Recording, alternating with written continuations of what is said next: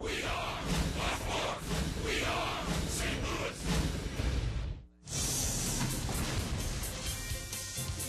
This is St. Louis Cardinals baseball. We're at PNC Park in Pittsburgh. A showdown in the Central. It's the Cards and Pirates. Two teams that met in the postseason a year ago, and two teams that are off to slower starts than expected here in 2014. And welcome to Cardinals baseball. Rick Horton, Dan McLaughlin with you on this Friday night. And Ricky, I think you look at these two franchises right now out of the gate in 2014.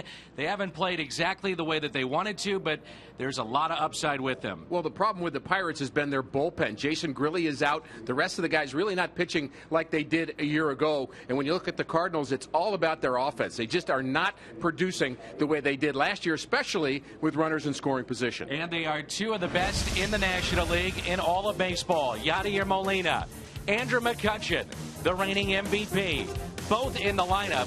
And those two, 1 and 2 in batting average in the National League since 12. Baseball next.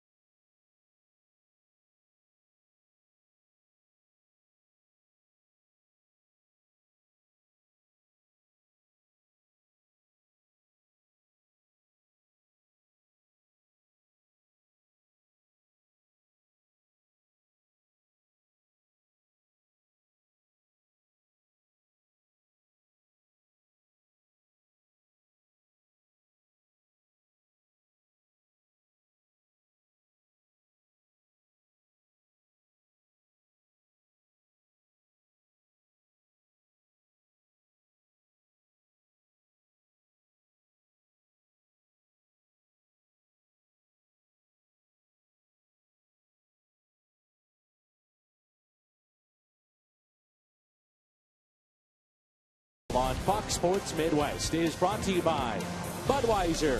Great times are waiting. Grab some buds. It's Chevy Truck Month.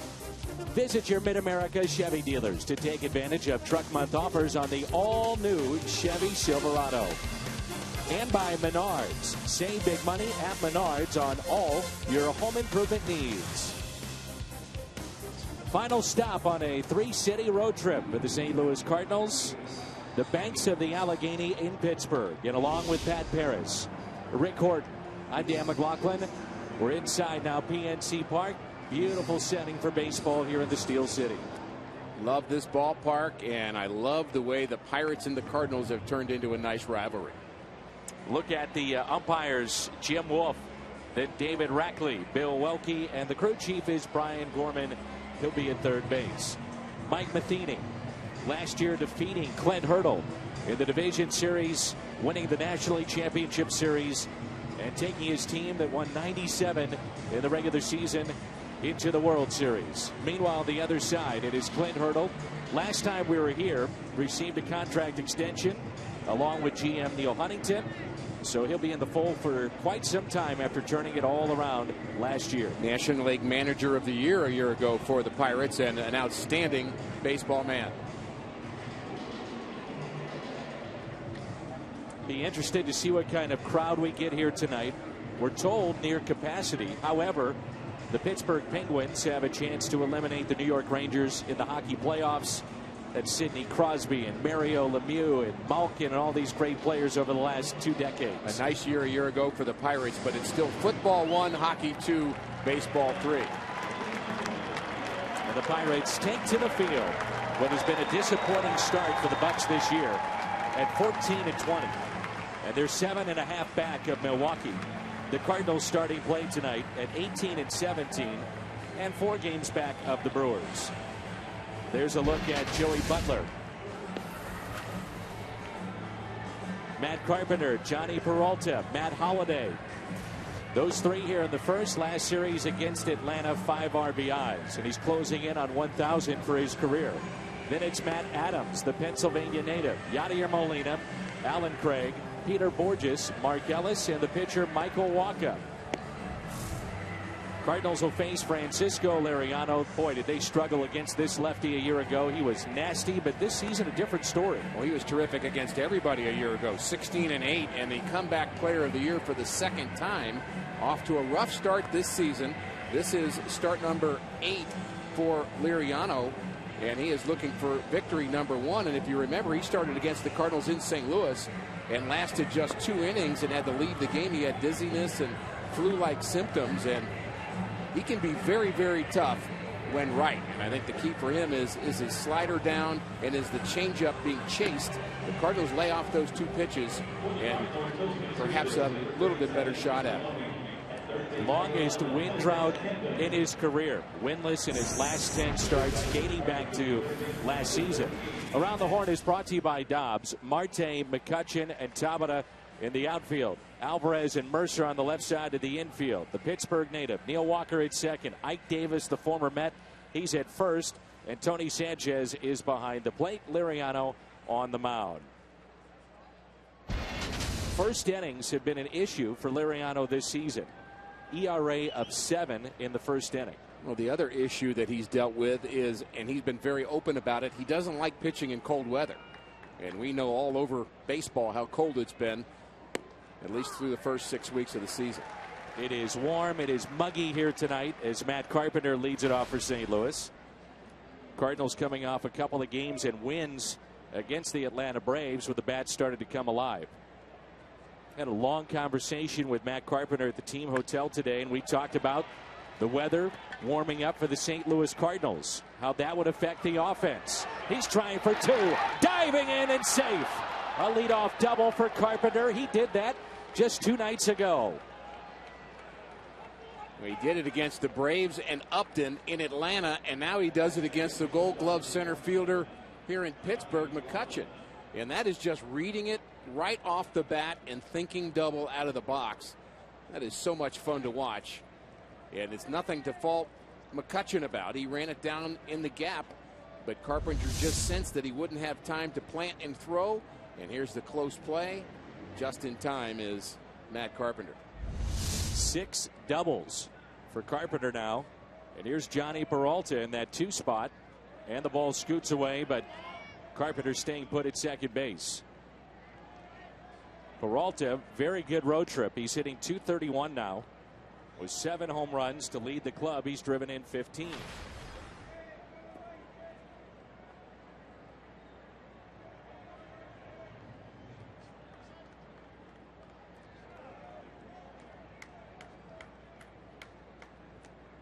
Here's a 1-0 pitch outside, and it's 2-0 on Peralta.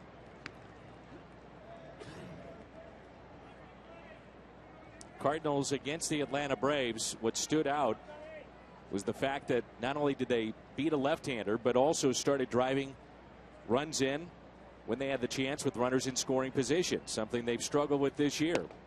3-0. Cardinals now 3-5 against left-handers. facing a guy that was one of the National League's toughest left-handers a year ago, and he's had a bit of trouble with the walk this year. 17 walks in 37 innings. That's too many.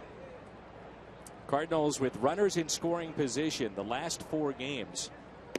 They are 12 for 33. That's a 364 clip. So a different story considering where they were a year ago. 330 as a team for the entire season. And then starting out the first month very cold, especially away from home. Really defined the team a year ago, didn't it? Sure did. 3-1 pitch. Took some off it, and it's a full count on the Cardinal shortstop. Missouri Lottery Foxtrax. He has the ability to change speeds, and that ball just sinks at the last minute. Very difficult to lay off. He disguises his off-speed pitches very well.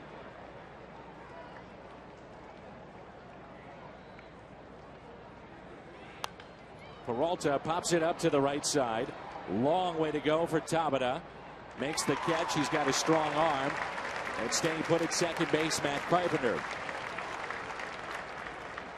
So from 3-0 to 3-2 to not advancing the runner.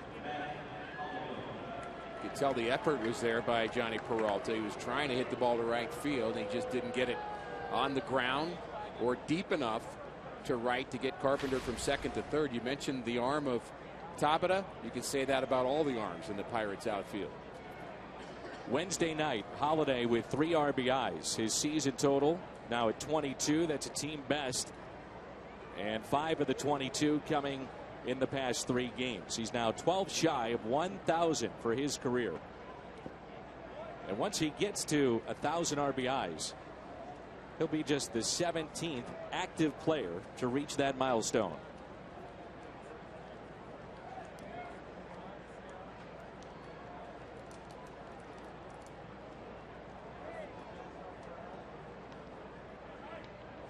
One man at second, the other one at the plate. One other one is on deck. And a 1-0 pitch. On the inside corner, 1 ball and 1 strike.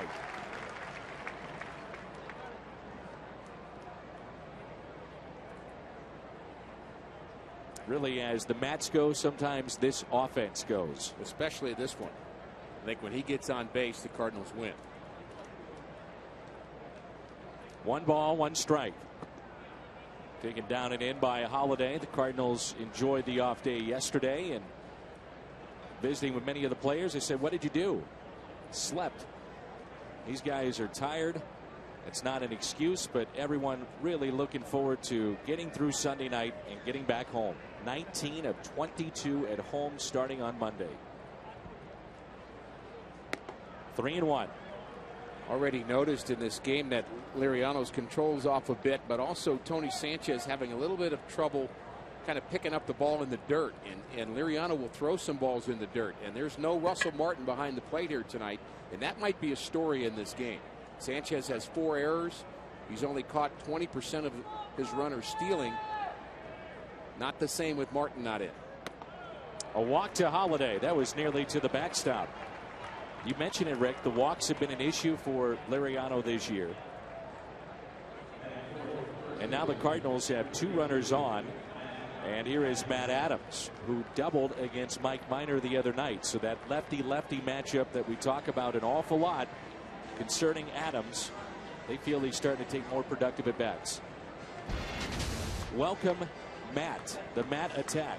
Carpenter, Holiday, and Adams. Matt Carpenter last series against the Pirates, 4 for 10 and scored 4 runs. Again, him scoring runs. He's got 27 of them on the season. That really helps this offense. Holiday drives them in, and so does the other Matt. Slippery Rock every time we're in Pennsylvania. You hear that name, that university that Matt Adams went to. A lot of family and friends here tonight.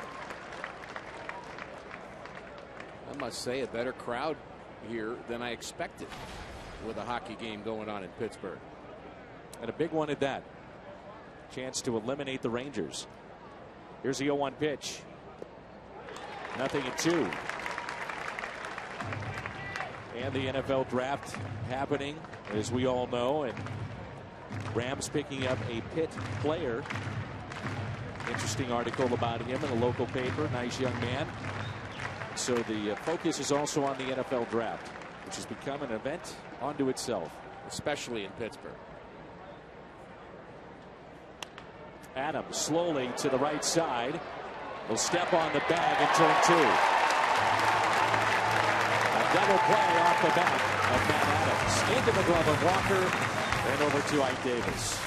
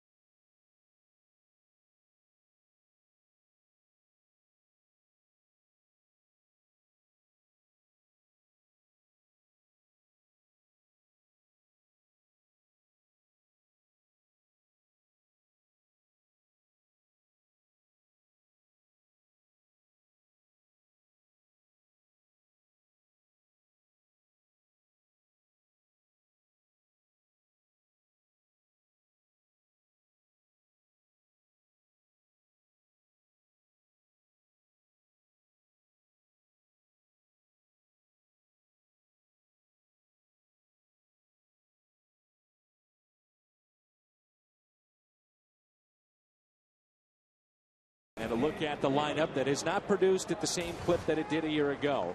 Tabata, Walker, McCutchen, then Alvarez, who has tore up Cardinal pitching at different points in time. Marte, Davis, Sanchez, Mercer, the pitcher Liriano, and they'll get Michael Wacha.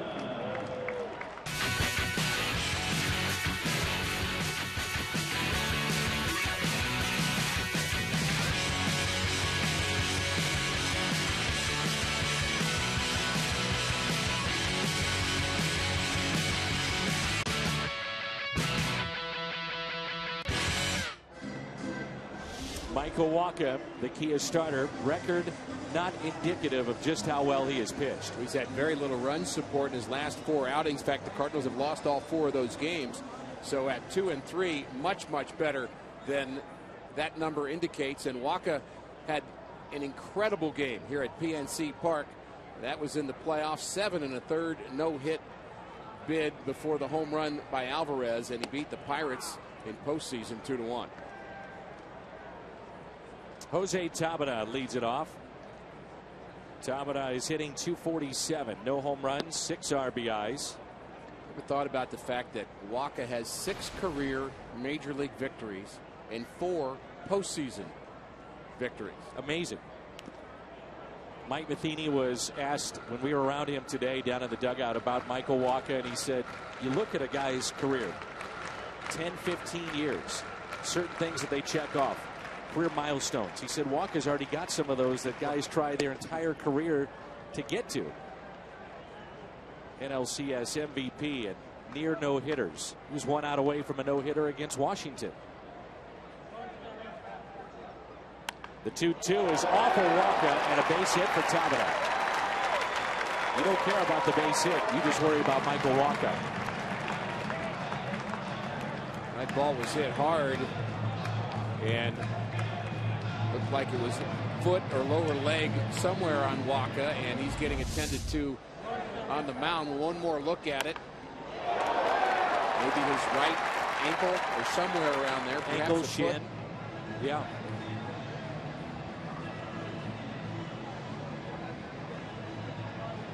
Looked like above the ankle on that particular replay, and they're going to give him a chance to throw some pitches.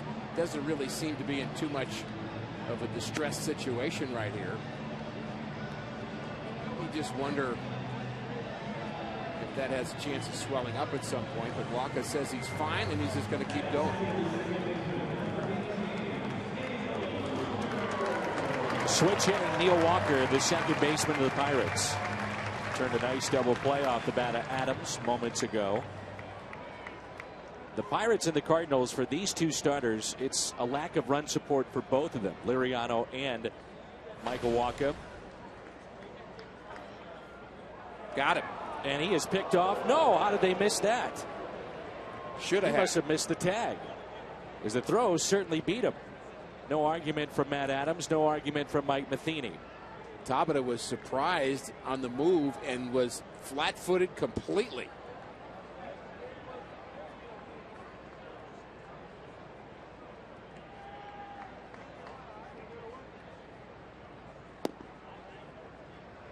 Walker is hitting .254. By the way, there has only been one stolen base allowed against Wacha in his career.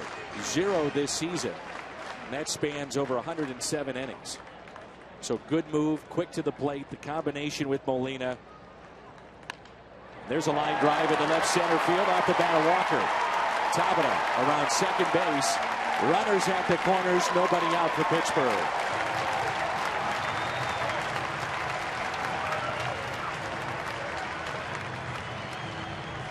Leadoff base hit by Tabata, and he barely got set. And then the high throw from Wacha, quick tag. If the throw would have been on the first base side and low, he's out.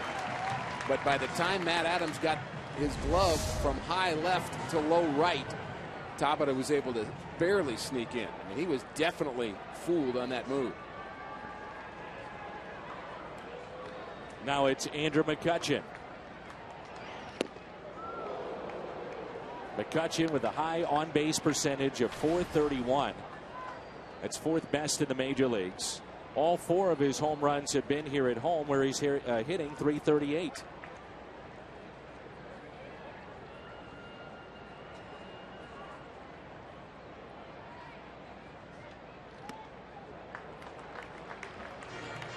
One ball, one strike. Walker's underneath his cutter a little bit. He's thrown 2 of them, and he kind of is pushing it, and the ball's going high and away and not really the exact release point he's looking for. So he's really minus a pitch right now, trying to get out of this jam.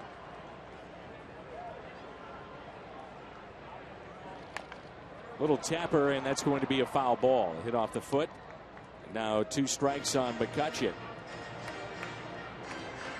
Really learned that from Jack Clark, and being around him talking about hitting. He used to say, look, if a guy's not right with a particular pitch, I just eliminate it. And I know he's got 3 or he's got 4. I'll just eliminate that one, look for the other 3 or the other 2, and it just makes you a better hitter.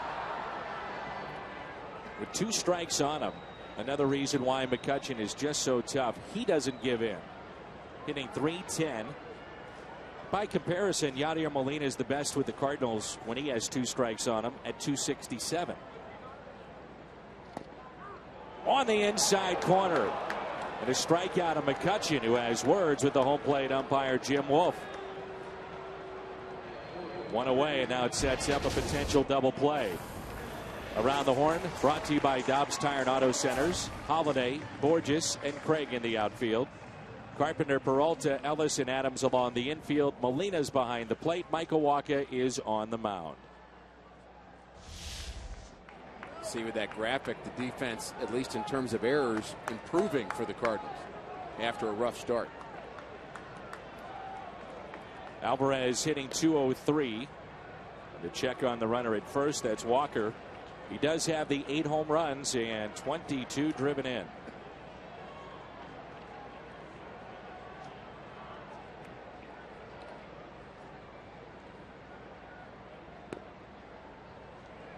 We've seen now a large enough sample size with Pedro Alvarez. 1 year destroys the Cardinals. Following season, so-so.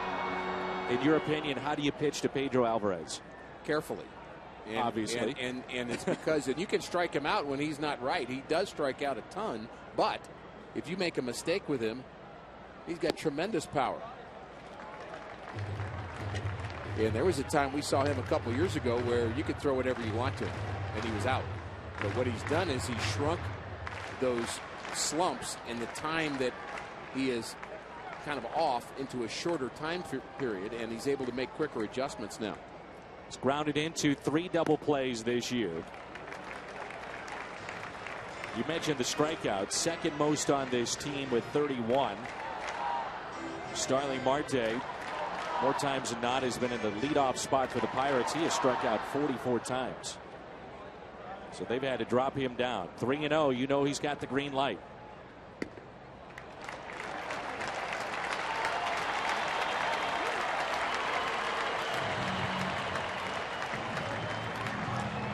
Force it any bag for Mike Matheny's club. Bases loaded for Marte.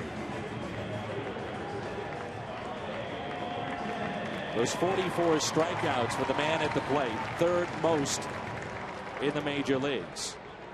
He has not grounded into a double play this year. That's a byproduct of his tremendous speed. He and Matt Carpenter both atop the National League. They have each not hit into a double play in the leadoff spot. Fastball taken for ball 1. This year, Marte hitting .266, pair of home runs, and he has driven in 7. Good numbers in his career against the Cardinals. 1 ball, 1 strike. Especially good numbers here at PNC Park against the Cardinals. You know my favorite double play, don't you? Back to the pitcher, then to Yachty, then to first. Just easier to write in the scorebook. 1, 2, 3. Right now, Michael Wacha will take it anyway. Or he'll take a strikeout. Got Marte in the hole, 1 ball and 2 strikes. This is what makes Michael Wacha spectacular in my mind. He's 22 years old, which we forget. And right now, it's the first inning, and he's on the ropes, and he still has the stuff to get out of it and the poise. Well, the poise, I think, is just as important as the stuff right now. You bet.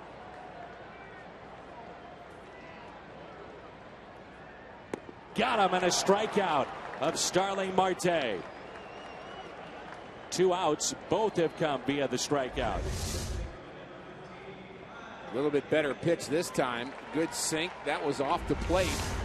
Not much of a different location than the one McCutchen was called out on. It may not have been a strike. So Wacha very close to getting out of a jam here, and he's got to come back in, regroup if he does that, and say, I can't let that happen again. This is arguably their hottest hitter. Ike Davis, 5 for his last 7. He's reached base safely 8 of his last 13 plate appearances. And he owns a couple of grand slams this season alone. The first pitch taken just a bit inside. The second baseman tonight for the Cardinals is Mark Ellis. He's a good 10-15 yards on the outfield grass.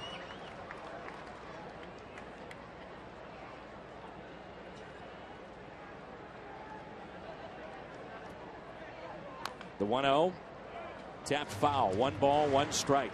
Both of those grand slams came in the month of April against the Cincinnati Reds while playing for 2 different teams. First one as a Met, second one as a Pirate.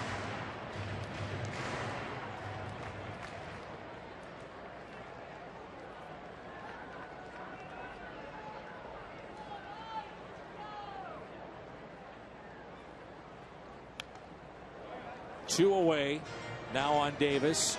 Can he put him away?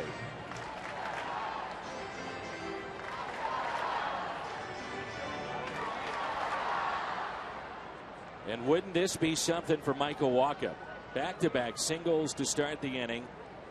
A strikeout of the reigning MVP, walk to Alvarez, strikeout of Marte, and he's got Ike Davis with 1 ball and 2 strikes. Bases loaded here in the first. And it's a ball on the inside corner. Boy, was that close. 2-2. Does it get the corner? No, it does not. That's a tough pitch to take right there. Now Molina wants to talk it over with Wacha. Get on the same page with the count even at 2-2.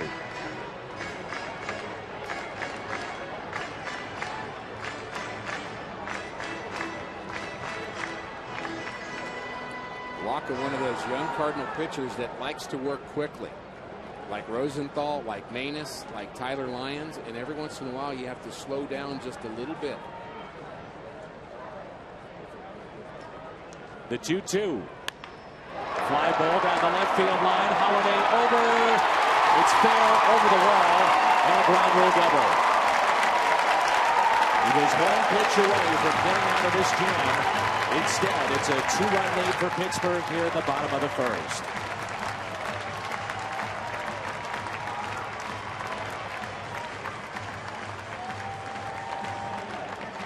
So close for Michael Wacha. Pitch location, middle. You notice Wacha's reaction and also Yachty behind the plate. They knew they were just one pitch away from getting out of it. The Cardinals get a break too, and that ball bounces over the left field wall. Otherwise, 3 runs would have scored. Now Tony Sanchez. That pitch is a strike. Cardinals had a very good opportunity in the top of this inning. Leadoff double by Carpenter, couldn't advance him, left stranded, and the Pirates come back with their chances here in the first, and they cash in. It's 95 miles an hour, and it's no balls and 2 strikes.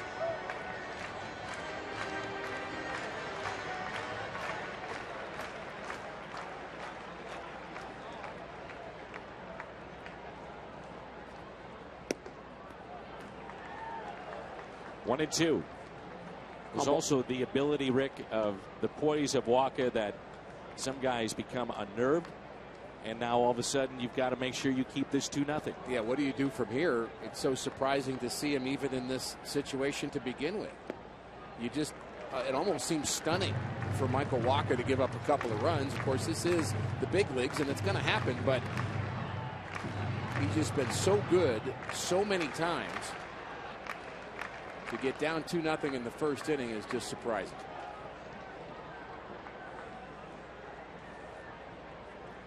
The 2-2 and a strikeout of Tony Sanchez. He strikes out. The side was 1 pitch away from getting out of the inning. The Hyundai replay. Ike Davis, a ground rule double with the bases loaded to give the Bucks a 2-run lead.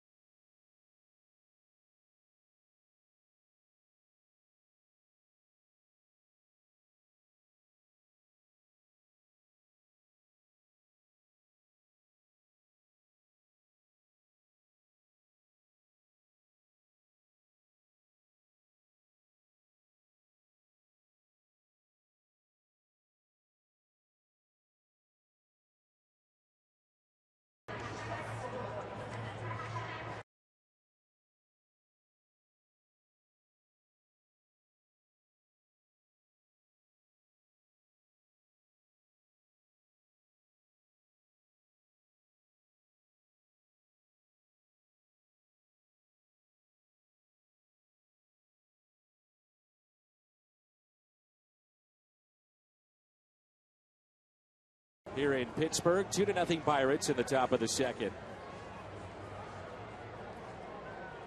Let's check in with Pat Paris. And Pat, Cardinals have made some moves. Certainly did, Dan. An outfielder from Memphis comes up, but it's not Oscar Taveras yet. It is Joey Butler, who comes up from Memphis after hitting a mere .360. Also hit 4 homers and drove in 20 runs. But he didn't remember as a part-time left fielder because of that crowded young outfield in Memphis. The 28-year-old Joey Butler only got part-time play, but he was so impressive the Cardinals thought maybe he'd be a better fit for the bench role for the Cardinals, and so they send down Randal Grichuk, and twofold theirs because Grichuk's able to get more at bats and continue to develop. They really like his bat and his ability to play the outfield, but for Joey Butler it's a reward for a great start to the 2014 season. There is no doubt the start for Joey Butler has been spectacular down in Memphis. Thank you, Pat. And it's 3-1 the count here on Yadier Molina with Craig and then Borges. We saw him in spring training. He was picked up early October of last year. Kind of a move that really flew under the radar as the Cardinals saw him with the Texas Rangers. He was called up at the end of last season, played well, then was left unprotected, and at Corpus Christi, which is the AAA affiliate of the Rangers, big numbers down there too. So maybe lightning in a bottle right now for the St. Louis Cardinals. And he was not starting in the outfield there because of the young outfielders that Pat mentioned, but he was DHing quite a bit. So his numbers really big numbers in AAA. And how do you ignore 360 batting average and 20 RBIs in the early going for Memphis? And he may fit the mold as a guy that can give some power as a pinch hitter, and you mentioned off the bench, and I think it gives Randal Grichuk a chance to get back and play every day for a while again, and he clearly wasn't going to do that here at this level at this time, but eventually he will. Looking at it from the perspective of this series, it could pay dividends too. Lefty starter right now with Liriano, and then you're talking about two great lefties out of their pen that we've seen. Tony Watson, Justin Wilson. You have that right-handed bat that could come through. Here's Jordy Mercer as Molina is retired for the first out here of the second inning.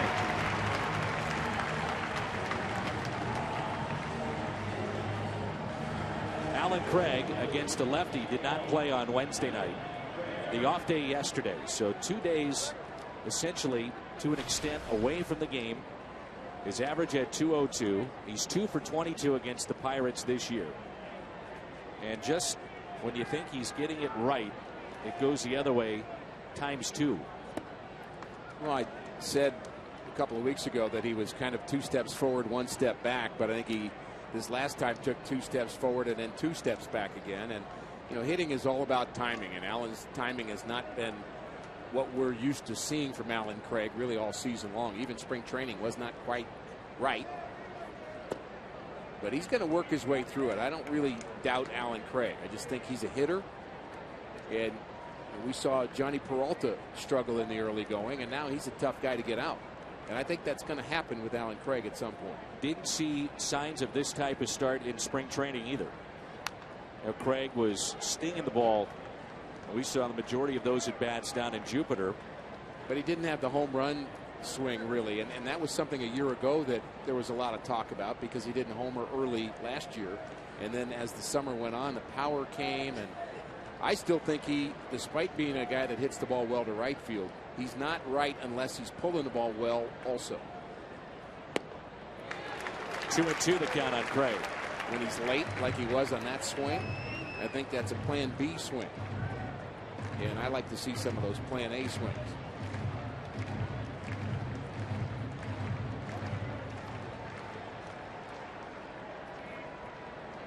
The 2-2. The strikeout of Craig. First of the night for Liriano. Let's turn to Rick Horton's keys to the game. A presentation of Toyota. A couple of keys to this game one here tonight. Offensive momentum. The Cardinals started some in Atlanta, and the hope is that that would continue. Haven't seen it yet. And don't wake up the Pirates. The Pirates are kind of just in a funk right now, and the worst thing that could happen from the Cardinals' point of view is if they have some kind of an emotional win or some kind of exciting finish, which they had a lot of a year ago that I think defined them as a team. A lot of walk-off victories. Stay away from those. The feel-good story of baseball a season ago, no doubt, the Pittsburgh Pirates snapping 20 consecutive losing seasons. And here's Peter Borges, and with what he did in Atlanta, you would have to think that he may see some playing time over the weekend, more so than what we felt a week or even 2 weeks ago. Well, if Ike Davis is the hottest Pirate, then you'd have to say Peter Borges is the hottest Cardinal. 5 for his last 8. And I think he's really slowed some of his lower body movement down. He seemed very uncomfortable in the box. Now he seems much more solid with his lower half and more relaxed.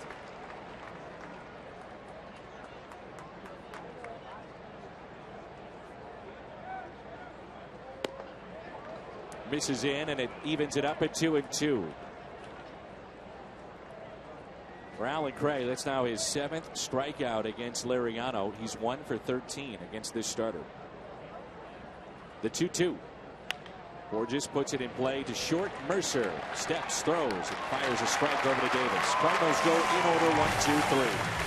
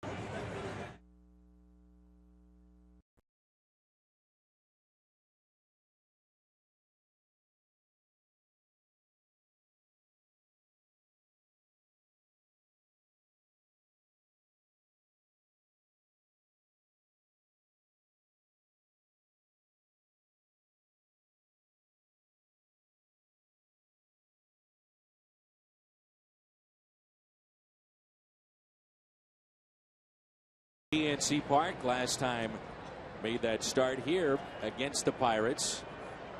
Postseason play with the season on the line. And there's a strike to Jordy Mercer, the 8th place hitter. Michael told me that Chris Carpenter had a huge influence on that start. He felt the day before the Cardinals were losing the game, and he said, you realize, and he went up to him and sat next to him. He said, you realize the season is going to be on your shoulders tomorrow. He said, listen to this crowd. He said, they're in a frenzy right now. They're going to be going all over you tomorrow. And Waka said it turned from being nervous to, I can't wait. And the chants of Waka, Waka, Waka. And he said he just was able to thrive on that and use what Carpenter said. And obviously I'm paraphrasing the conversation, but he said it took a few innings of Carpenter just in his ear saying, you better love this because you're going to be the guy for many years, not just tomorrow, in times like this. Well, Carpenter had such a great influence on the young pitchers for the Cardinals a year ago, and really for years prior to that. Such a competitor, and there's such a fine line, isn't there, between being nervous and being excited? Absolutely. And he's trying to channel that into the right way, and evidently it worked. October 7th, Mr. Waka was pretty good. And a base hit on a pitch that was up. The 4th hit allowed. And here's the game that we're talking about. Game 4 of the division series. A win, and you send it back to St. Louis with Wainwright on the mound. And Waka shut down this crowd early on, and that was such a key. They were in a frenzy. They were going crazy. They were happy to be in postseason, to be sure. 9 strikeouts for Waka that October 7th. And one of the most impressive games you're ever going to see a young pitcher pitch as a rookie in the playoffs. Popped up, and the catch made by Yadier Molina, avoiding Liriano, and then making the catch. What a play. That sure wasn't easy. Here's the pop-up. Molina not sure at first where it is. Well, it's right where Mr. Liriano is. Get out of my way. One more look at it. Popped up in the air. Yadi has to go through Liriano. Now, Liriano does not have to give way. He does not have to allow Yadi passage through the batter's box. He can just stand still if he wants to, which is basically what he did. And Yadi, of course, has the ability to push him out of the way, too. Here's Tabata with one out. And a cutter at 90 miles an hour in there for his strike. So no 2 minutes for roughing there. No.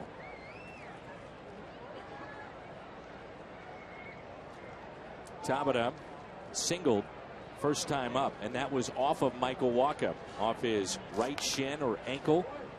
Obviously seems to be okay, and it's 0-2. I mentioned last inning, Dan, the working quickly for Wacha, and Mike Matheny and Derek Lilliquist have been trying to help Tyler Lyons, who likes to work quickly. They said they literally had to say to him, when things go bad, take your time.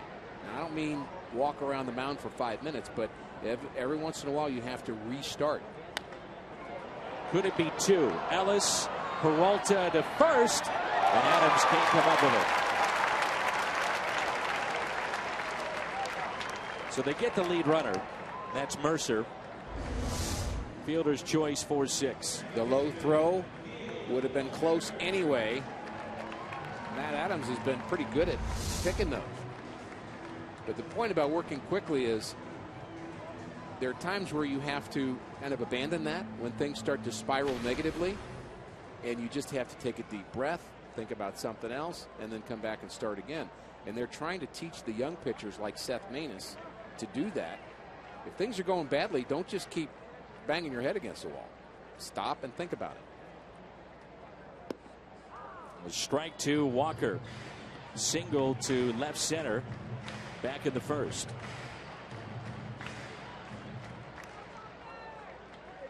The Pirates at 14-20, a team that goes to the playoffs last year, Rick, and this year searching for some kind of traction, get some wins going, and they miss A.J. Burnett. And a real problem has been the fact that their starting pitching has given Clint Hurdle a total of 4 wins so far in 6 weeks of play. 4. They're missing their bullpen not being as sharp as they were a year ago, too, and it's kind of a domino effect, really. The fly ball lifted to center. Borges, a late break. Now he picks it up, and he makes the catch. So Walker is 1 for 2. The Pirates have stranded 3. Ellis, Wacha, Carpenter coming up. You demand.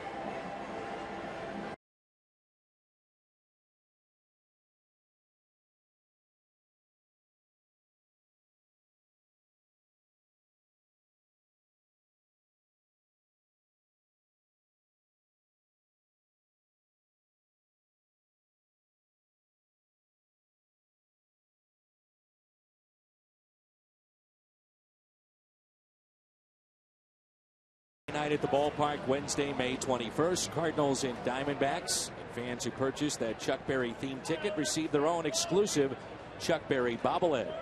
So get your theme tickets right now at cardinals.com/theme. There's about 30 different theme nights throughout the season that aren't on the schedule that maybe you have at home. Just go to the Cardinals website and they have got you covered. From gardening to Chuck Berry to Boys and Girls Scouts.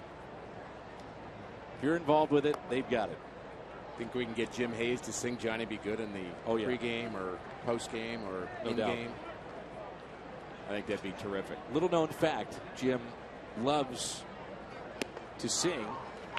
And another aspect of that, he's the only one that loves to hear it. I hate to agree with you, but I'm going to. Here's Mark Ellis.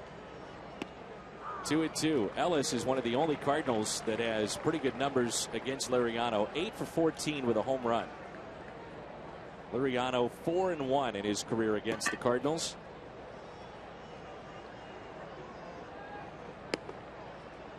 Ellis 0 for his last 8, and he's one of those guys that just started to swing the bat well. You thought maybe he was kind of getting out of it, and you know the early funks that we saw from Ellis and from Borges and from Peralta, you know, they're starting to come out of it and starting to make contributions. We certainly saw that from Ellis. He's got a much better idea right now. Hit on a play to T-shirt Friday here at PNC Park. So they've got the yellow T-shirts. By the way, they're hosting their first Sunday night game ever at this ballpark this Sunday. Ever. At PNC Park in the first time since 1996. Jammed him. It's popped up, and that'll find the seats. It'll be 8 Eastern Sunday night, 7 back home. And we'll have the game for you tomorrow on Fox Sports Midwest, ESPN on Sunday night. Then the Cubbies in town on Monday.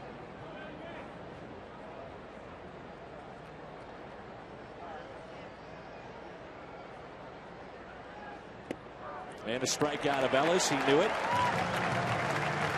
2 tonight for Liriano.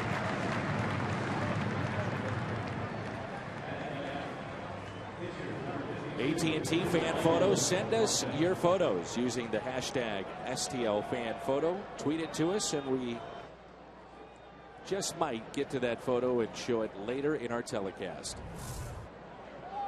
Michael Wacha looking for his first hit of the season. Mets pitching staff got their first hit tonight of the entire year. And that's something that the Cardinals have been very good with, in particular Adam Wainwright. A couple of hits the other night as he picked up win number 6, the first National Leaguer to get to 6 wins. Wainwright telling us in spring training that his plans were to win the Silver Slugger Award. One thing to plan on it. Kind of helps if you have a little ability to go along with that, which Wainwright certainly has, but he's trying to get all the hitters to just shorten up on their swing a little bit. We've seen Lance Lynn improve. Shelby Miller has improved.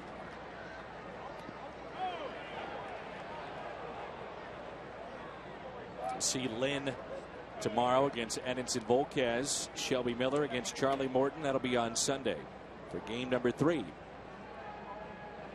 Then it's back home to St. Louis.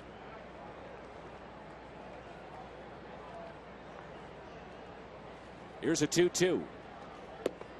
On the inside corner, and a strikeout of Michael Wacha. So Liriano has struck out 2 in a row, 3 of the past 4. And tomorrow it's an MLB doubleheader on Fox Sports 1. Giants and Dodgers. Then the Indians take on the Rays. Action starts at 2:30 on Fox Sports 1. Streaming live on Fox Sports Go.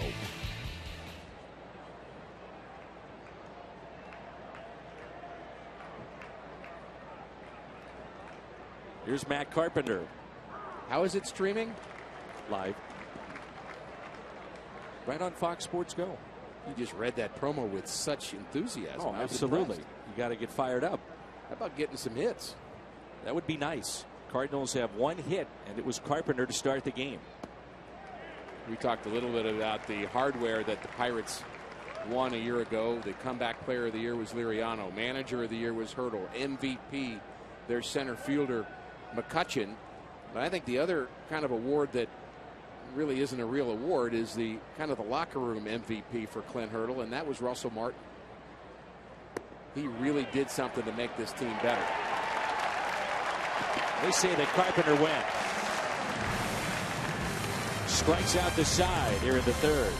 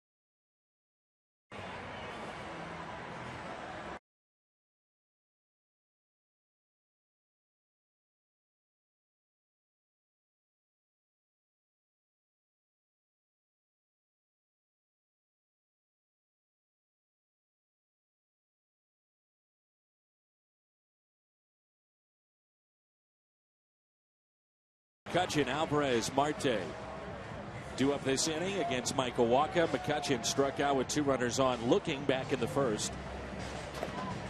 And Michael struck out the side, but did allow a bases loaded double to Ike Davis. That's all the scoring tonight. 2-0 Pittsburgh.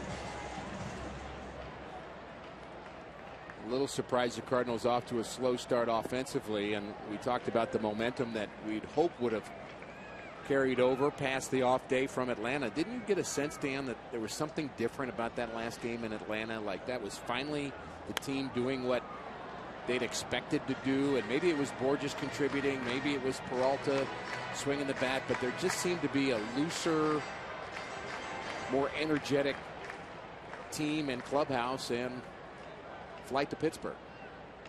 A lot of that is due to the fact that Wainwright was so good, clearly. Borges hitting, as you mentioned, and the Cardinals doing it against a left-handed starter. You know, the Cardinals came into that game hitting 199 against left-handed pitching. Now they've moved up to 225 after what they did against Minor. Still only 3 home runs this season off of lefties. That's up the middle and a base hit over the second base bag. Now the speed of McCutchen comes into play here at the bottom of the third. 4 for 4 in stolen bases.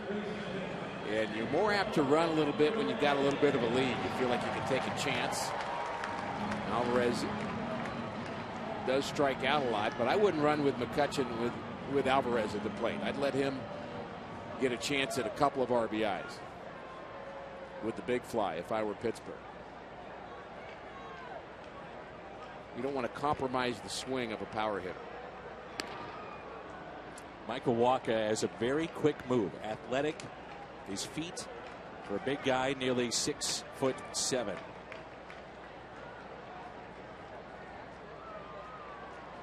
Big shift is on here for Alvarez. Cardinals put Carpenter on the second base side. When a team is hitting well, Dan, back to the comment about the left-handers, you get the sense that it doesn't really matter whether the guy's left-handed or right-handed. Doesn't matter. The Cardinals beat Clayton Kershaw twice. in the playoffs a year ago. I mean, if you're going to be scared about a pitcher in the major leagues, it's him. And so I think when you're winning, you just don't really care.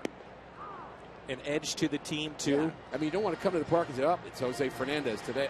It's Liriano today. I mean, that thought process becomes almost a self-fulfilling prophecy, I think, for offensive problems. And I think you've got to kind of not worry about that. Just do what you do. Easier said than done, of course. I get the feeling in the first 6 weeks that pitching hasn't been this good in a long, long time. Now, Colorado as a team is hitting above 300. The Cardinals came in at 248, which is actually in the upper half of the National League. Strikeouts are way up as they back Alvarez off the plate. 2 balls and 1 strike. But the pitching, and the young pitching in particular, guys like Walker, some of the others like a Garrett Cole here in Pittsburgh, are arriving on the scene, and the grace period for them to learn just goes away. They just start to dominate. Young pitching is up. Velocity is up. Tommy John surgeries are up. And the third way up.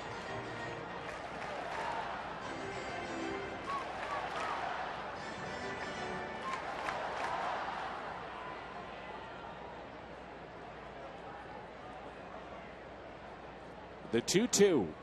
Alvarez hits into a double play. That's 5-6-3. That's Carpenter on the second base side of the bag. That may have been off the glove of Waka. May have gotten a little piece of it, but regardless, it turns into a double play. If he did, it may be the first 1-5-6-3 double play in history. Exactly. Nice turn, plenty of time.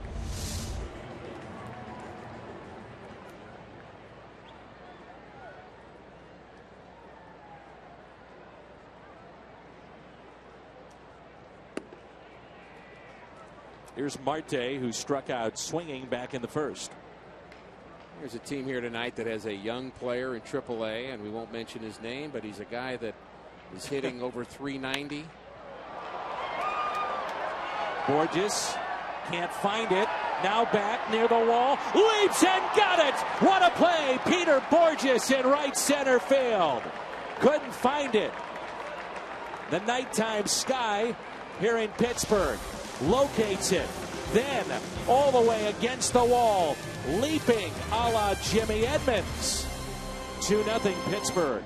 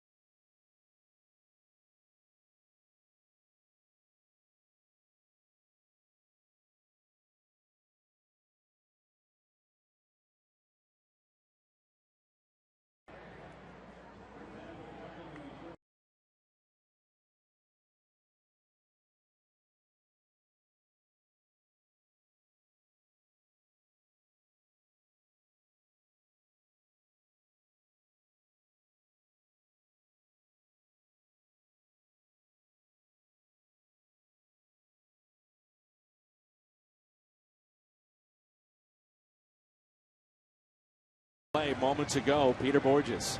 And Borges, for a moment, did not pick that baseball up. You were right on it. He had kind of the wide eyes and the arms outstretched. Help me, help me. And he picked up the baseball, made a nice play up against the center field wall. 6-game hitting streak on the line tonight for Peralta. Now you can make it 7. Hitting .340 over the last 11 games. So leadoff base hit. Tying run will come to the plate. And a reminder that baseball is brought to you by AT&T. Watch live TV on your device virtually anywhere with AT&T Uverse, mobilizing your world.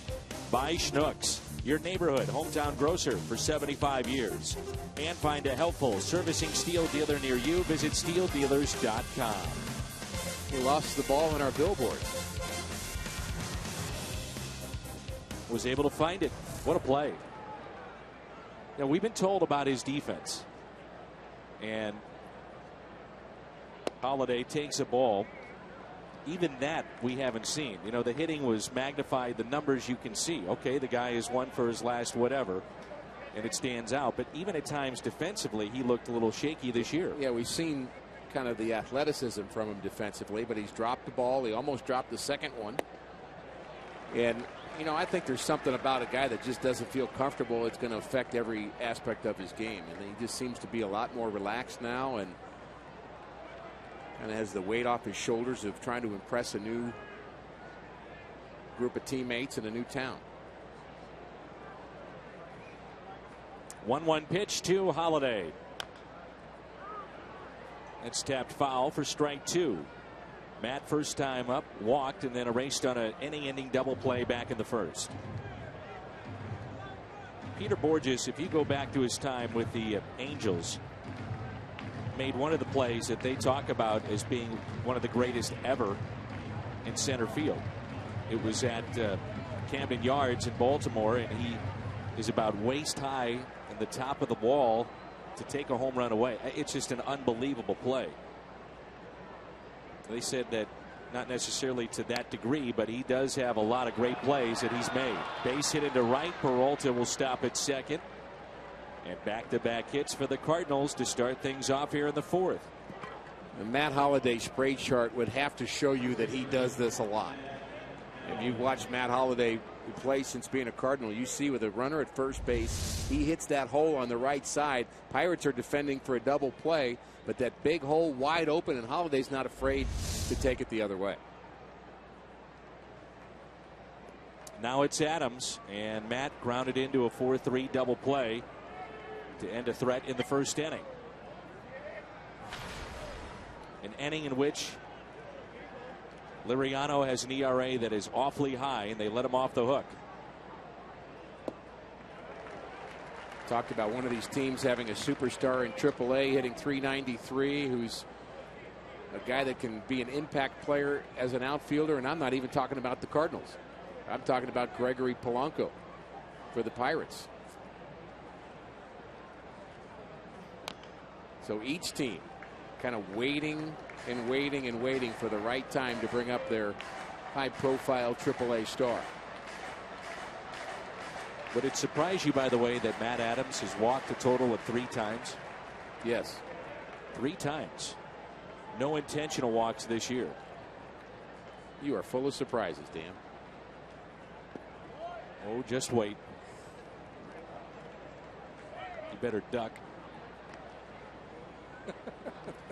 And the reason it surprises me, yes, he has a big strike zone. You'd think pitchers would be very careful with him at times and pitch around him, and he seems to have a pretty good understanding of the zone. He'll chase some with off-speed pitches. Here's a 1-2. I know on your Rick's radar we're going to get into the Gregory Polanco situation. Very interesting, and it does tie into business in baseball and potential contract that was turned down, and why is he not here? 5-tool player, left-handed batter. Strikeout of Adams. 5 tonight for Liriano.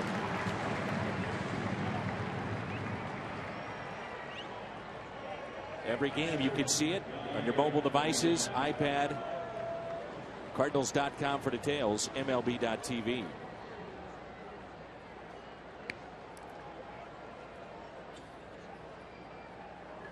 Here's Yadier Molina.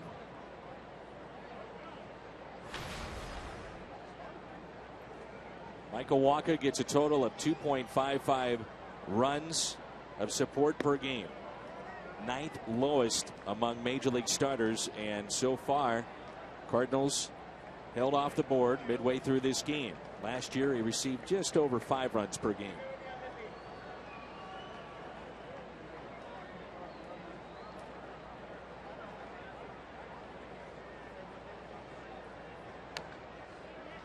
One ball, one strike. Yachty's just 4 for 27 on this road trip. Average still over 300. Still a dangerous RBI threat. Rain starts to fall here at the ballpark. Some of the fans trying to find cover. They're scurrying, aren't they? Sure are. Inside to Yadier Molina.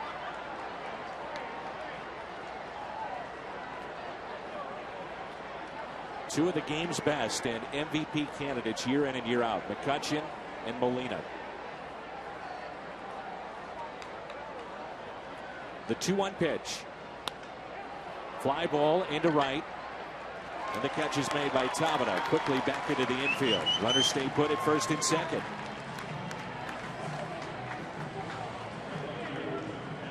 Brings in Craig. Good swing. Line drive. Good pitch.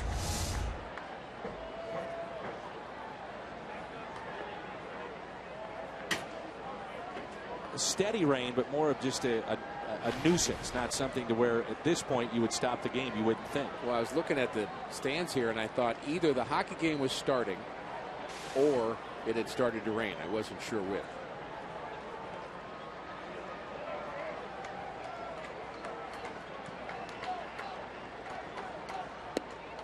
Or they announced that you were signing autographs at Gate B. Just running to it. It's my third thought. You know how much I love to make sure that people know that you're a World Series champion. Strangers on the elevator. In L.A. Oh. I had to tell them, hey, have you guys heard of Rick Horton? Yeah, I think so. Well, Yeah. 1988 world champ right here. Get your autographs. Driven, left center. McCutchen back at the wall. Gone! Alan Craig, a 3-run homer. His 4th of the season, and the Cardinals go on top. Alan Craig busts out in a big way. And the Cardinals go on top here in Game 1.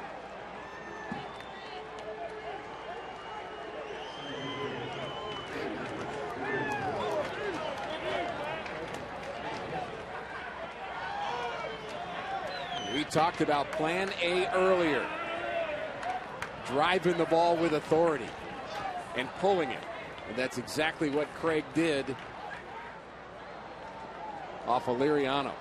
Fun to watch. Driven right center off the bat of Peter Borges. That's off the wall. Peter is flying. He's at second. On his way to third. Sliding in safely with a triple. Peter Borges, how about that speed? My goodness. A 3-run homer. And now a triple for Borges. This is more like it. 2 swings. Alan Craig first. 3-run home run into the Cardinals bullpen. Borges the other way. Not many people would have made it to third on that drive. It is fun to watch guys that can have speed in this game that it just is eye-popping. Peter Borges is one of those guys. We haven't seen it enough, but at times it just stands out. When he was rounding second, it was almost like the guy who's a great shooter taking a 3-point shot. You're saying, no, no, no, no. Way to go. Nice job, right? Nice job. I didn't think there was a chance of him making it to third. Not with McCutchen's arm. And the walk Ellis here. Mentioned earlier the very good numbers he has against Liriano. He'll deal with Michael Wacha, who's now been giving a 1-run lead here at PNC Park. Last season, runs allowed at home, total 12. This season, that includes tonight, it's at 17. So perhaps he doesn't like the cold or the rain. Has to be the optimum weather to make sure that he's at his best, huh?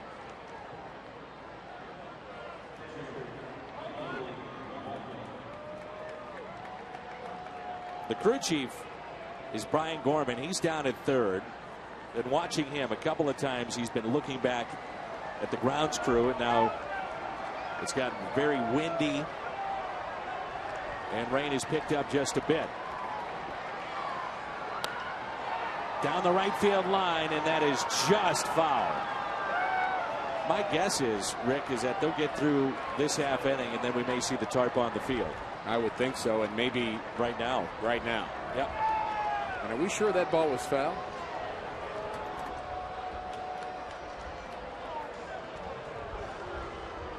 And they call out the grounds crew, and this is the lightest it has been since it started raining. Now it's dropped in temperature considerably. The wind is whipping right now. And the fans don't mind because they'll go watch the Penguins. Weather will clear up, then they'll come back out and watch some baseball. So it is a Helitech rain delay. Yet again, Helitech sponsoring our rain delays. Can't thank them enough for their sponsorship over the years and what they've meant to Cardinals baseball.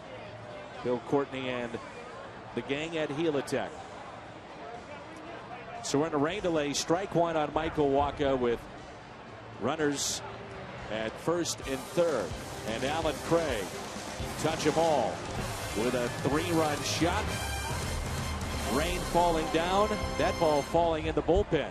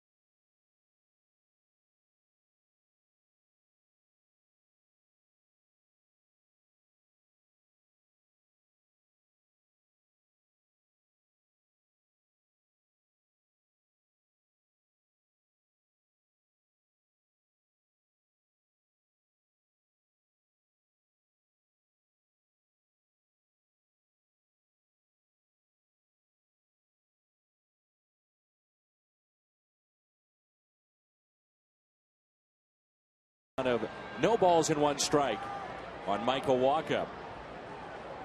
So we have a rain delay, and I'm not sure we necessarily needed to put the tarp on the field, but grounds crew and the umpire did.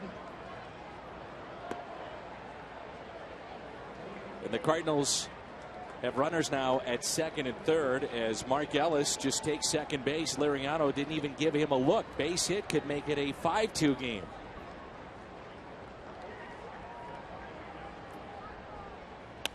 Walker hits it off the end of the bat to short. Jordy Mercer with it, and he makes the play. The Cardinals pick up a 3-run home run from Allen Craig. They strand two. Baseball is back.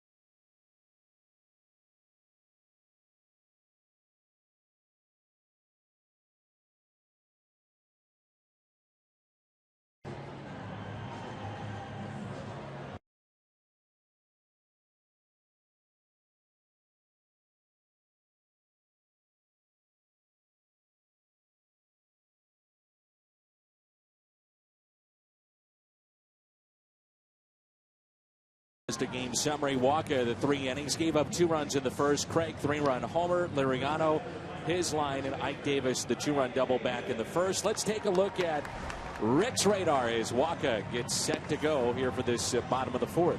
We talked about this a little bit earlier in the telecast. The fact that the Pirates were trying to buy out arbitration from their young star Gregory Polanco before Dan one day in the big leagues. The Pirates realize that he's such a superstar, and I just wonder whether or not that might become a trend of the future, that you take a minor league can't-miss guy, and the reason they do that, they don't want their clock to start so early at the big league level. They can become a Super 2. They can go to arbitration earlier, and their salary skyrockets, but you can buy them out of that arbitration by giving them a long-term deal. And I think some young players are going to bite on that, and the Pirates tried to get Polanco to sign a long-term deal, and if he had signed it, he'd be here right now. There's no question. He may have made the team out of spring training. He would have been here on opening day. Then the right fielder.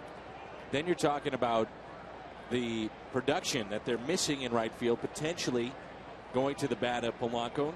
Who knows what he would have done once he's here, as Ike Davis looks at a strike. And a lot of fans are frustrated because the report was a 7-year deal with 3 club options, so potentially a 10-year deal for a player that never played 1 minute in the big leagues, but yet the quote-unquote can't-miss prospect. And fans are upset, saying, well, if he's good enough to get that kind of deal, why isn't he here now? Is it because of money? And I think most people would say, yeah, that's probably the case. It'll cost the Pirates a lot more than $10 million if he becomes the star that they think he's going to become. And I think he and his agent knew that. Polanco's only 22.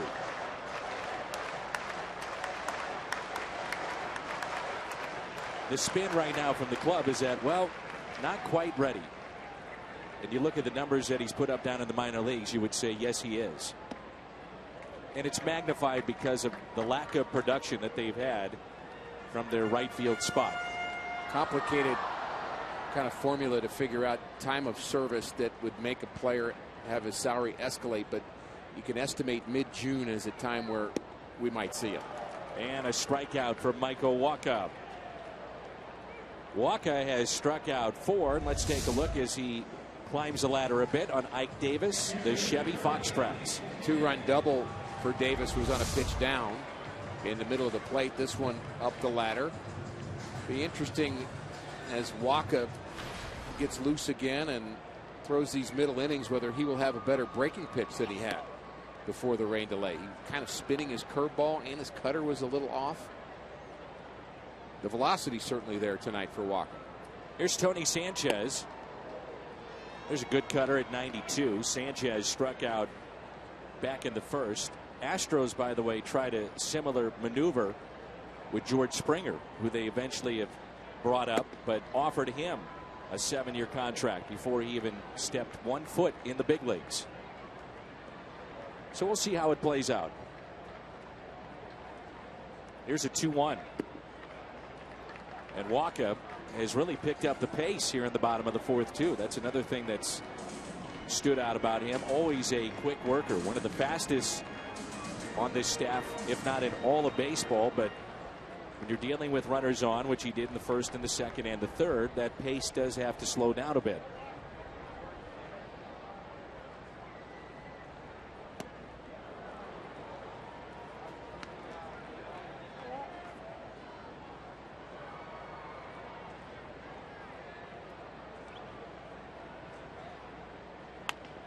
Here's a ground ball.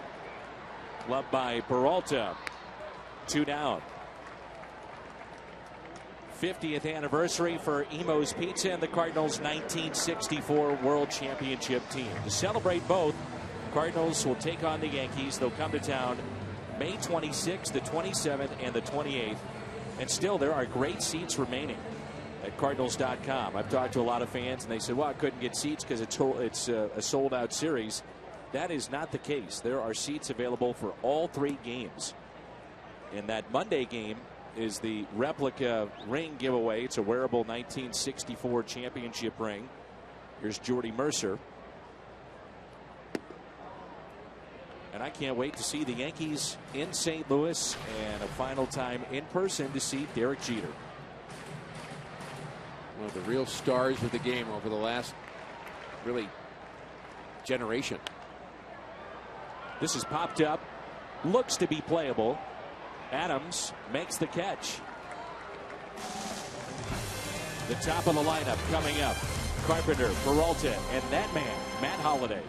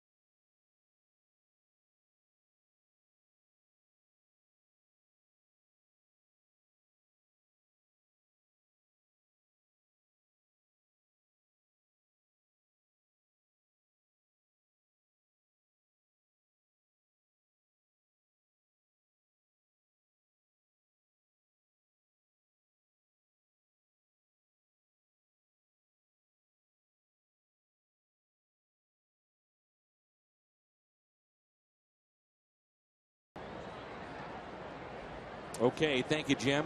Guys look fabulous in the studio at Ballpark Village. And a strike to Matt Carpenter. Called out on strikes back in the third. Was upset about that. It was a check swing. They appealed down to the third base umpire, Brian Gorman. Rung him up. He's also doubled what looked to be a routine single, but hustling out of the box. Turned it into 2. Left stranded back in the first. We're in the 5th. Cardinals lead it 3-2. Pretty impressive answer for the Cardinals in that 4th inning. Alan Craig with the 3-run shot. Just when you think maybe the Cardinal offense is not going to show up here tonight. Really had a terrific inning. Peralta, Holiday, Craig, and Borges all with hits. Well, growing up, Matt Carpenter idolized Lance Berkman. Talking with him today, how often do you visit with Lance? I asked him. He said, you know, we still text an awful lot. They share a financial advisor as Carpenter grounds it to second. And there's one away. And he said to me, Rick, the biggest thing that he picked up from Lance Berkman is how to deal with the media. You know, be a leader. Be a guy that is accessible when things are going poor for the club. And give the media something to chew on. You know, don't just give them the standard, well, we're giving them 110%, trying our best, and yada, yada, yada. Well, frankly, what you tell a young player, if you hide from the media, they're going to think you have something to hide. Exactly. And they're going to come find you. And Matt has become, to follow up on what he was talking about, as Peralta in the hole 0-1. Matt truly has become one of the leaders of this club in terms of his play, but certainly how he deals with the media and being one of the voices of this team. Experience at the big league level is low. He hasn't been around very long, but he's kind of an old player, despite the lack of experience at this level. He signed late, missed a year from being hurt, and 5-year college player. Played 5 years, finished, and actually got his degree.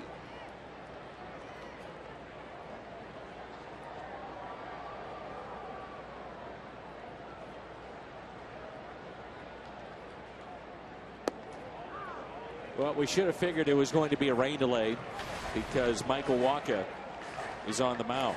And I bring that up. Wacha, this is just amazing. Passed along from Brian Bartow of the St. Louis Cardinals. He's had rain delays totaling 3 hours and 51 minutes in 3 of his 8 starts. And it is always a concern to see how a pitcher comes back after sitting down for an extended period of time. Well, you worry about the long ones, and he had a very long one early in the season. Nothing seems to faze Michael Wacha. And it's a walk to Peralta. Cardinals Kids airs every Saturday morning right here on Fox Sports Midwest. And this week, Pooches at the ballpark. Also see how helicopters save lives at Cardinal Glennon. Dr. Fredbird in the house. Andy Bennis, Professor U-Man. Cardinals Kids tomorrow at 11.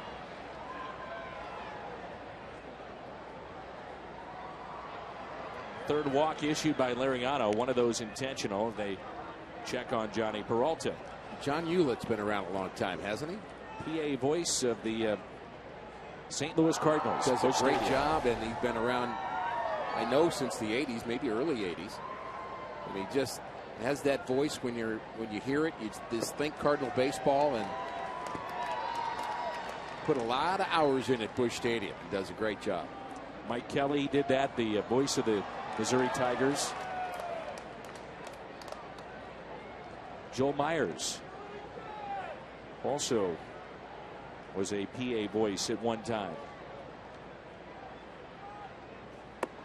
Inside to Holiday, who has been on base twice. He has walked. That was in the first. And singled and scored in the fourth.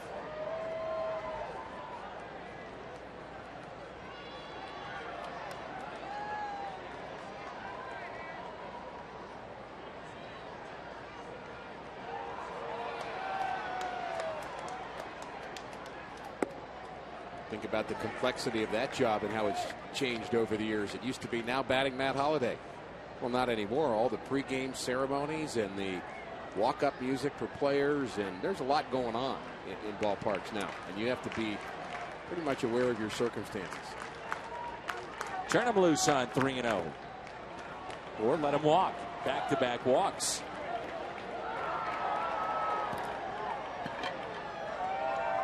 Liriano still trying to find traction this season against the rest of the league and against the Cardinals. It's a bit surprising. He was so good last year, and particularly against the Cardinals. And what is a bit surprising about Liriano, if he wins this game today, he'll have more wins than he did last year on this date, because he didn't make his first start until May 11th. So think about the year he had at 16-8 and how good he was, but he didn't make his first major league start until May 11th. Broke his arm, had to rework his deal. He had signed a 2-year deal, and then on Christmas Day broke his non-throwing arm playing with his kids on Christmas morning. And he's one of a long list as Gomez is getting loose of reclamation projects that the Pirates have taken a chance on. Jason Grilli, Mark Melanson, Charlie Morton, Jeff Locke, Genmar Gomez, and the biggest of them is right here, Liriano. Been a tough night so far for Matt Adams. Came up with 2 runners on in the first, grounded into a double play. 2 runners on in the fourth and struck out. But he has said, Liriano, that if he didn't break his arm, he would not have been the pitcher that he was a year ago. Allowed him to have an extended spring. They reworked his mechanics. And the biggest aspect of what they've talked about with him, Ray Searage, the pitching coach, and a host of others behind the scenes, is just staying back. And you were a pitching coach at one point. You pitched in the majors for a long time. And Adams hits a liner out to center. Catch is made. They wanted him to stay back, front shoulder closed, and they saw that that was taking away from his movement on his pitches. I played with Ray Searage in 2 different uniforms for the White Sox and the Dodgers, and Ray was actually a minor league pitcher with the Cardinals for years, and that staying back, you know, I could picture conversations about that even in his playing days, but he really understood pitching well. He did not have the greatest of arms, but he just kind of knew how to make it work. And then you kind of get the desire when your career is over to start extending that to other people and help make them better. 2 outs, 2 on for Yadier Molina. Bounced, and what a play by the catcher Sanchez to keep that in front. At PNC last year, Liriano was 8-1 with a 1.36 ERA in 12 starts. And coming into this season, in 15 career starts at this ballpark, had lost only 1 time.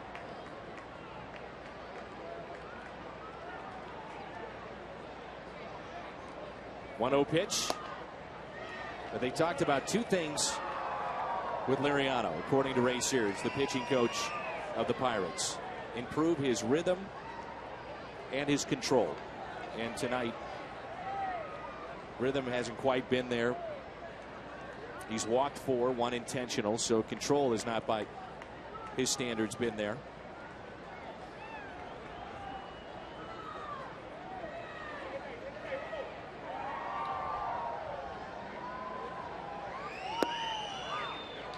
Two balls and 1 strike.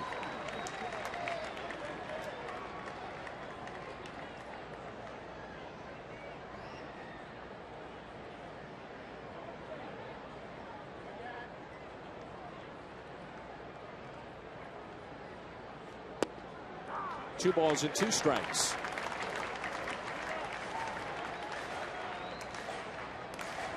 The difference between being ahead and behind is incredibly important for a guy like Liriano. If he gets ahead, he has pitches to finish you off with. If he gets behind, you tend to lay off those pitches and he walks you. Mercer will go across the diamond. Cardinals have stranded 5. We're midway through 5 from PNC Park in Pittsburgh. 3-2.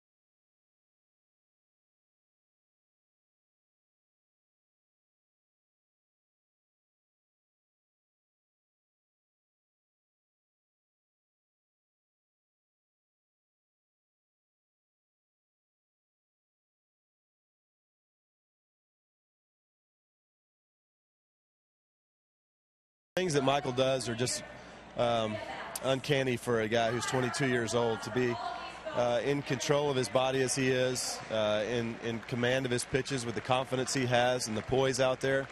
He's got the whole package. I just can't look forward to pitching with him more than I already do. I mean, I got 5 more years here at least, and he's going to be one of the guys I look forward to playing with the most. Always interesting to hear the thoughts of Adam Wainwright, guest of Pat Paris on the pregame show, talking about Michael Wacha. Adam picking up victory number 6 Wednesday night down in Dixie. 1 ball, 1 strike on the hitter, Brent Morrow, who is a pinch hitter now for Liriano. So his night is through. Morrow was just called up from AAA after the club optioned Phil Irwin to AAA on Thursday. At 215, 6 doubles, a home run. He's an infielder. Did have 25 RBIs.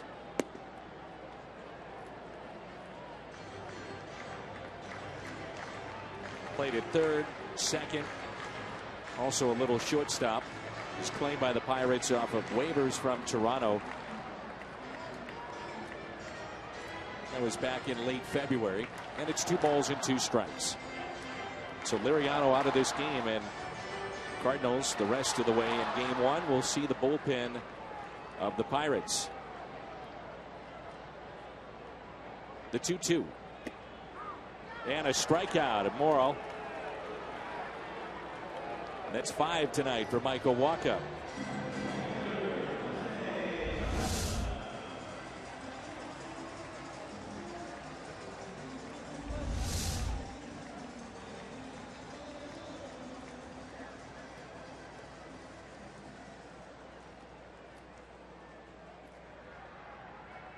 Top of the lineup, Tabata. 1 for 2. Line to pitch off of Michael Wacha. First time up as he spins away from strike 1.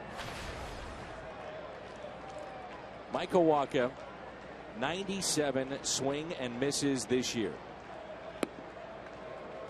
7th most in the major leagues. And this is impressive company, Rick. Ahead of him are Steven Strasburg, Max Scherzer, Jose Fernandez, R.A. Dickey, Felix Hernandez, and David Price. Next, Michael Wacha. Some of the game's best, and as we looked at Wainwright watching Michael Wacha and talking about how much he wants to play with him, you know, it's some level you're teaching him because he's young, but you're also in awe of him. And you get that when you hear Wainwright talk about Michael Wacha. He has respect for his ability, but he understands he's still a kid. 22 years of age.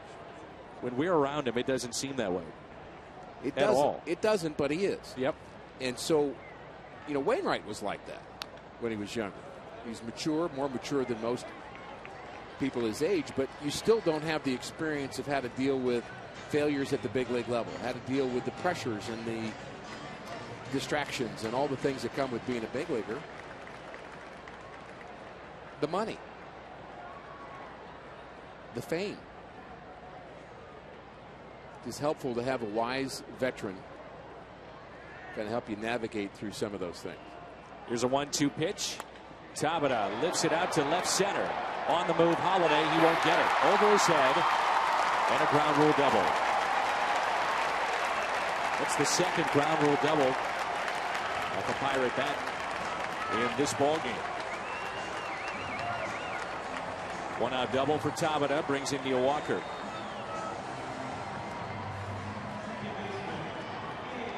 Mother's Day offer at Busch Stadium. Legends Club tickets for $89. Full buffet, complimentary beer and soda. You can find that at Cardinals.com. And that's all inclusive weekend tickets in May, June, and July.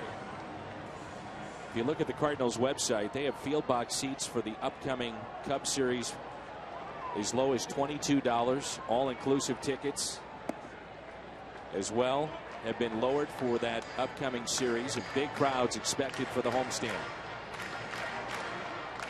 How about that, though? $22. Go see the Cubs and Cardinals field box. Walker is 1 for 2. He is singled, also flied out to center. And you're going to have a lot of happy Cardinals knowing that starting on Monday, 19 out of 22 games will be at home.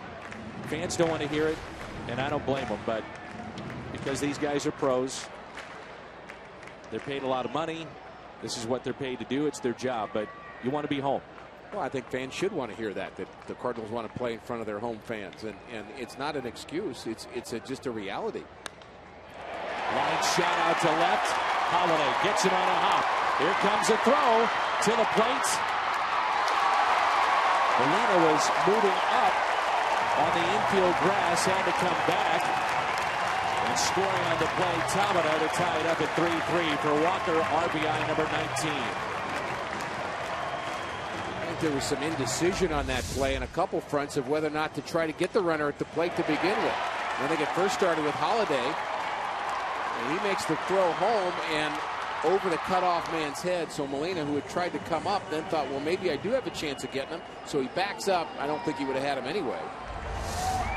Derek Lilliquist out to visit with McCutchen at the plate. By the way, the point I was trying to make was not using the road as an excuse because it's part of the game.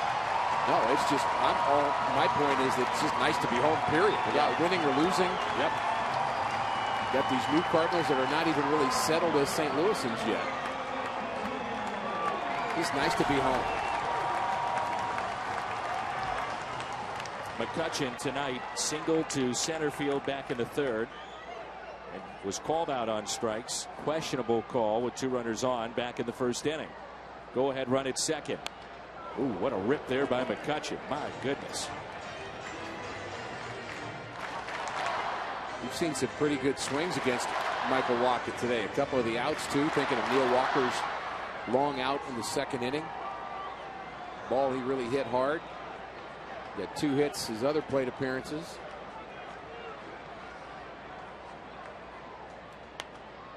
Oh, 2.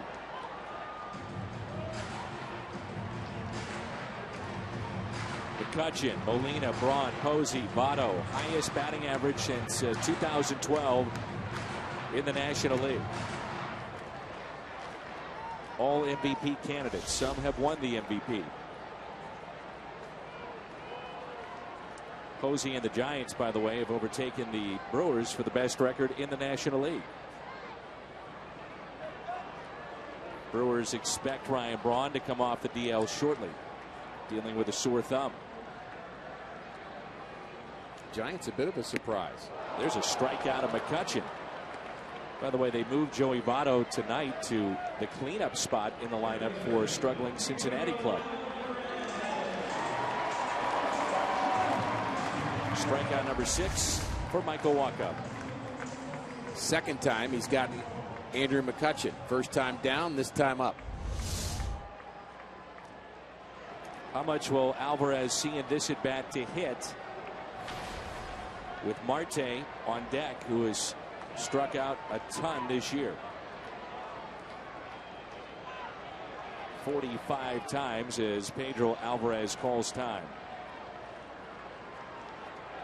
Had a double play off his bat back in the third. It went 5-6-3 on the shift. You're a little teased by the fact that he's 0 for his last 12.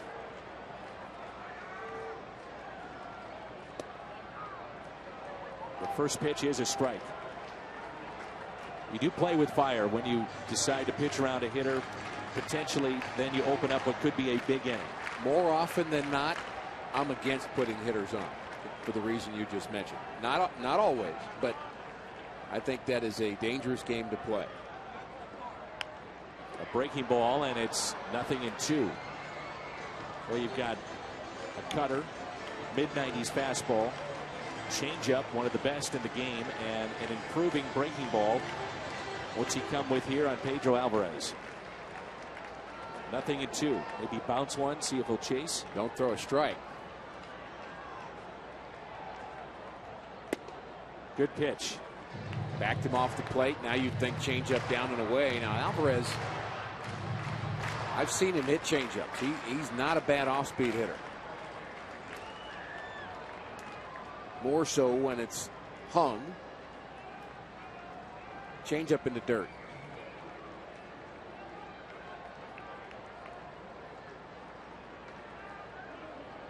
with the run Texas A&M has had. Guys like Michael Wacha taking center stage in the Fall Classic, and pretty good football player named Manziel. Not much attention paid to him. There's the changeup. Good spot. I asked Michael, I said, you know him pretty well? He said, yeah. But consider what Johnny Manziel, the spotlight he's been under, and you hear about all the late night antics and certain things, TMZ kind of stuff that goes around with him. Well, Michael Wacha, same age, and it's like he's a 40-year-old man out there. Different persona. Huh? Yes. Here's a 1-2. Blocked. 2-2.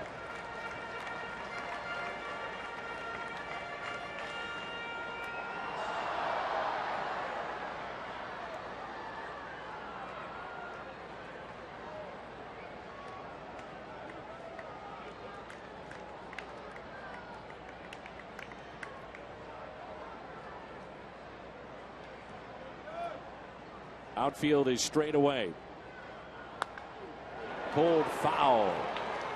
They've got Adams right on the line there at first. Very well could be the final inning for Michael Wacha. At 90 pitches, you had the rain delay. Disrupt the rhythm in terms of getting in the flow of the game. When you have a rain delay, you have to add pitches. You don't subtract them. It's not as if he's gotten more rest. It's, I think you get more hesitant about a pitcher going over 100. And a strikeout of Alvarez. So Wacha has struck out 7 tonight through 5. Tabata scores the tying run. The Hyundai.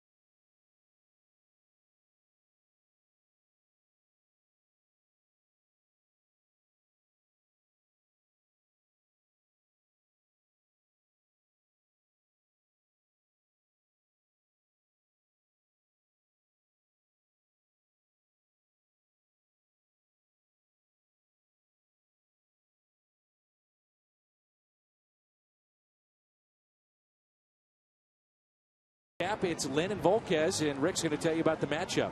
Looking forward to this matchup, Dan. Lance Lynn has been a guy who's been a winner with the Cardinals. Volquez, we saw him good early in the season, but he's been struggling of late. In fact, the 3 starters that we are seeing this weekend have all been struggling. In terms of Volquez, what's the pitch that really has separated him? Well, he has a nasty changeup and always has been a guy that throws hard. Jose Oquendo said in spring training, I'd like to get Edinson Volquez on my team. But he's a Pirate, and so is Jenmar Gomez, our first reliever here today. Our Chevy call to the bullpen, 10 appearances for Gomez. We've seen him pitch well against the Cardinals this year, a guy that's been both a starter and a reliever. Pirates love this guy. They think he's got very good stuff. Will be in their rotation eventually, probably next season. And we saw him with a long outing against the Cardinals when Liriano went out with flu-like symptoms. And interesting that this has become a bullpen game with a Pirates bullpen that's struggling. last year just fabulous. And struggle may be, Dan, too strong a word. Steve Blass said, you know, these guys were so good a year ago, people think they're going to approach that level. It's just not going to happen. And he kind of likened it a little bit to where the Cardinals are now with their young arms in the bullpen. They were just so terrific last year. It's hard to repeat at that elite level. Where it stands out for Clint Hurdle's club is that they had 15 blown saves all of last season, 15 total, and already 9, which is most in the big leagues this year. And they're crushers when you have those. Exactly. Getting ready to celebrate, play your favorite music in the clubhouse. You got it all queued up, and you go home a loser. 1 ball and 2 strikes on Craig, who homered here tonight, and he strikes out for the second time. Well, as promised earlier in the game, we have the AT&T fan photo. Tweet your photos to the hashtag STL fan photo. The great Jack Buck. His statue sits right across from Ballpark Village, Clark Street. Andrew, thanks for sending that in. Did you ever work a game with Jack Buck? Did my first game on radio with Jack Buck. There's Peter Borges in Atlanta. Was reminded of that when I saw Don Sutton there. You'll like this, Dan. Don Sutton came in to the radio booth 5 minutes before my first game ever, and he said, we were friends from the Dodger days. He said, let me tell you what you need to do. Think of something brilliant. Say it right away. Say it in 7 seconds and shut up. And well, you obviously didn't learn none of those things. But I never forgot that advice. You do a fabulous job. Well, Don is just really. And I mean that. Well, thank you, Dan. And Don is just a terrific guy to see when we go to Atlanta, and we get a chance to meet some great people, don't we? We sure do. As Alvarez gloves, throws, and gets the speedy Borges. My first game with Jack Buck, and I had wound up doing a lot of NFL shows with him at KMOX, as you get a look at the speed of Peter Borges. And so there was a familiarity with being